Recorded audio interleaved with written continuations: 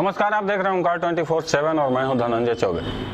जी हां, जैसा कि आप जानते हैं 7 फरवरी से लेकर 14 फरवरी तक आज के युवाओं के लिए, यंगस्टर्स के लिए, किशोर उम्र बच्चों के लिए बड़ा ही प्यारा सा दिन होता है। जी हाँ, कहें तो ये रोमांटिक वीक होता है जिसमें 7 फरवरी से लेकर 14 फरवरी तक आज के यंगस्टर्स तरह तरह के इवेंट्स में भाग लेते हैं।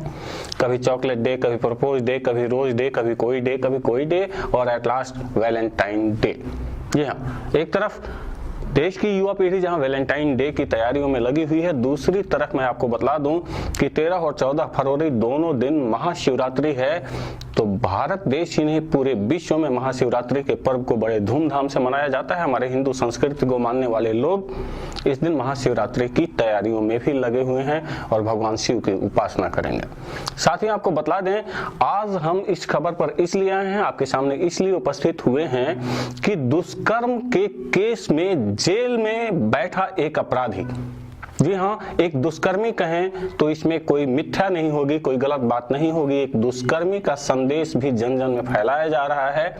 और साफ साफ बताऊं तो मैं ये कहना चाहता हूं कि आसाराम बापू जो दुष्कर्म के केस में, बलात्कार के केस में सलाखों के पीछे है, आज भी उसके चमचे, आज भी उसके शागिर्द उसके संदेश को लोगों के बीच पहुंचाने का काम कर रहे हैं।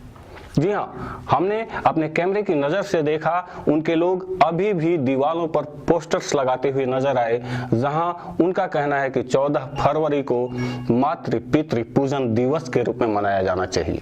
सबसे बड़ा सवाल है कि क्या एक दुष्कर्मी के संदेश को आज की युवा पीढ़ी मान लेगी? क्या ये जो कुछ हो रहा था वहां पे सही था? और यदि सही था तो उनके कार्यकर्ता हमारे कैमरे के सामने बाइट देने से क्यों भाग गए? जब हमने कोशिश की उनसे बात करने की तो वो भागते हुए नजर आए। जो कुछ हुआ आइए आपको दिखलाते हैं।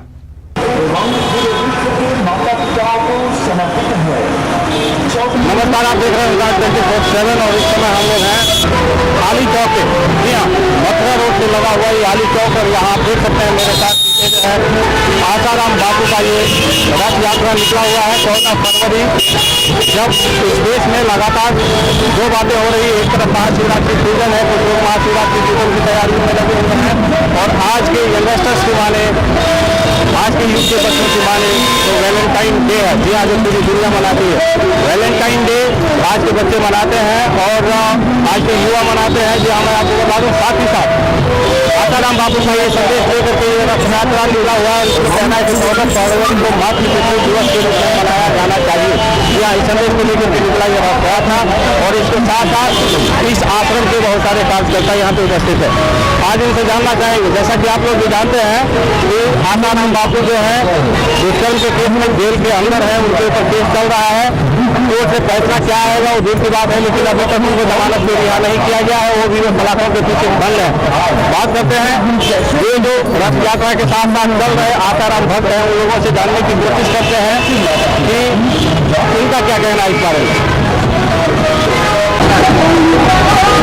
और कोई भी नहीं बोलेगा, कोई भी नहीं बोलेगा।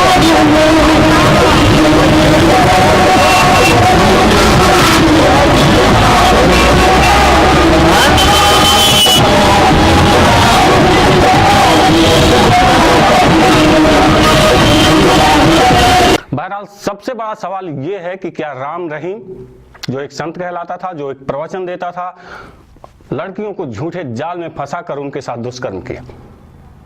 रामपाल जैसा संत, आसाराम जैसा संत, संत के नाम पर जिन लोगों ने सिर्फ और सिर्फ अंधविश्वास फैलाया और मासूम बच्चियों के साथ हैवानियत की, ऐसे लोगों के संदेश, ऐसे लोगों के पोस्टर्स जब लगाए जाते हैं तो क्या जनता को नहीं चाहिए कि इसका विरोध करे?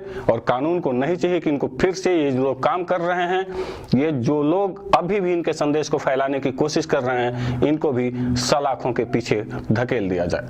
बहरहाल जो कुछ होगा ये कानून का काम है, ये जनता देखेगी कि क्या सही और क्या गलत। आप बने रहे ओंकार 24/7 के साथ।